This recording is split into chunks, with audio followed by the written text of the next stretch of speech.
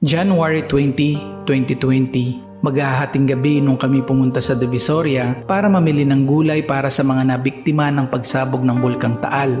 Dito ko unang nakita ang batang kargador na nagngangalang Dave. Napukaw niya ang aking atensyon dahil napakamura pa ng edad niya para pasukin ng ganitong uri ng trabaho. Kargador sa umaga, kargador sa gabi. Sobrang awa ang naramdaman ko sa batang ito kaya hindi ko sinayang ang pagkakataon para makausap siya at lalong bumigat ang damdamin ko nung marinig ko ang kanyang kwento.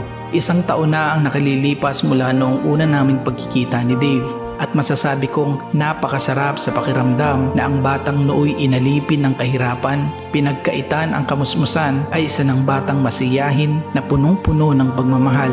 Ang batang kargador ay malaya na ngayon. Oh no.